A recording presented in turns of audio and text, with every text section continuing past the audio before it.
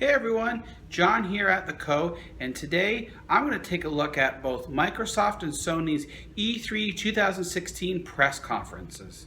So let's start out with Microsoft. They had one hell of a conference. First, they showed off the Xbox One S. Now this is a redesigned, sleeker, more compact Xbox One that's approximately 40% smaller. It also offers 4K Ultra HD Blu-ray support, and it also includes a redesigned, sleeker controller that now uses Bluetooth so that you can connect it to your Windows 10 PC easier if you so choose to use it for gaming. Xbox One S is slated to come out in August, and can't wait to see just how much smaller it really is compared to the Xbox One. Just like last year, this press conference from Microsoft was all about exclusives. And Microsoft has quite a few exclusives coming out this year that I think a lot of gamers are really excited for. Starting in September, we've got Recore. That's from the team behind the Metroid Prime series. Microsoft showed this last year, and it looks better than ever. I really can't wait to get my hands on that game and give it a whirl. Also in September, we've got Forza Horizon 3. Microsoft showed a trailer for that with some gameplay, and it just looks absolutely beautiful. We've now in October, we've got Gears of War 4, and again, this is one of the must-have games I think for this fall. The graphics and atmosphere and everything just look completely amazing. Rounding out Microsoft's exclusives for 2016 is Dead Rising 4 coming this holiday season. So you really take a look at it. Microsoft's got a solid lineup of exclusives.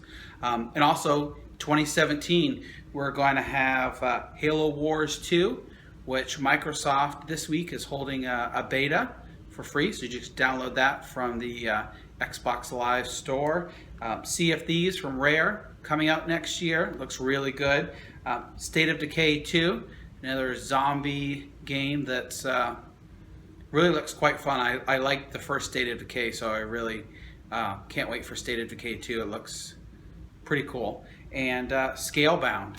So Microsoft is building a solid lineup for this year and into next year. They've also announced some updates to Xbox Live that makes it easier for you to find other types of gamers that share similar interests with you, so you can play with them. So that's really exciting. They talked about an Xbox Design Lab.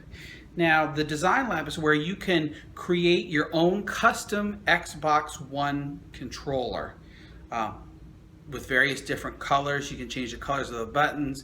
You can even get inscribing on it with name or whatever you want. Looks really cool. It's a neat idea that I think a lot of people will use. Microsoft also announced the Xbox Play Anywhere with select titles. If you buy them digitally, you can play them on both your Xbox One and Windows 10 PC. They share game saves, achievements, so right where you leave off on one, you pick up on the other. Microsoft was also big on the cross-play with the Xbox One and Windows 10 PC gamers. Gears of War 4, Forza Horizon 3, Sea of Thieves, and a few other games support this currently. And finally, Microsoft acknowledged the Scorpio, actually they called it Project Scorpio, to the Xbox One family of consoles. It's roughly 4 times more powerful than the current Xbox One, offers true 4K gaming, and it is going to be backwards compatible with the existing Xbox One and Xbox One S. So basically any game that comes out for the Xbox One family of systems, you can play them on any 3 systems. So I think really that's a good idea that Microsoft's not leaving anybody behind. For those that want to upgrade and get the latest and greatest, go ahead and do that. So now let's take a look at Sony's conference. They put on one hell of a show. They opened with gameplay footage of a brand new God of War that was simply stunning. It featured an older Kratos teaching his son how to hunt. I can't wait to get my hands on this one. Next, we saw trailers for Horizon Zero Dawn, Detroit, and finally, The Last Guardian gets a release date, coming October 25th this year.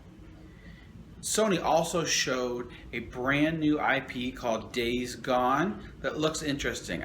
We also saw footage of Resident Evil Biohazard that was coming out January 2017 and will be compatible with a PlayStation VR. It looked absolutely bone-chillingly awesome. We also heard the launch date for the PlayStation VR, October 13th.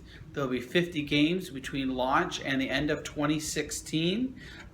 We saw footage of Star Wars Battlefront X-Wing VR, Batman Arkham VR, Final Fantasy 15 VR. Sony dropped a bombshell with a much anticipated Crash Bandicoot game. It's actually Crash Bandicoot 1, 2, and Crash Warp remastered for the PlayStation 4. I was also impressed by Hideo Kojima's Death Stranding featuring Norman Reedus. It looks interesting and I'm sure it's going to be an awesome game. Spider-Man PS4 by Insomniac Games looks interesting. Definitely want to give that a try. Sony closed out the show with more gameplay footage of Days Gone. Let's just say it looks like Dead Rising on steroids. Both Sony and Microsoft conferences were fantastic, each for their own reason. I loved all the exclusive titles coming this year from Microsoft and the news about Scorpio, while on Sony's end, the buzz around the PSVR is just outstanding. Let me know in the comments section below if you agree or disagree with me and why. I'm Jon Scar, and I'll see you next time on the Co when we talk more about tech and gaming.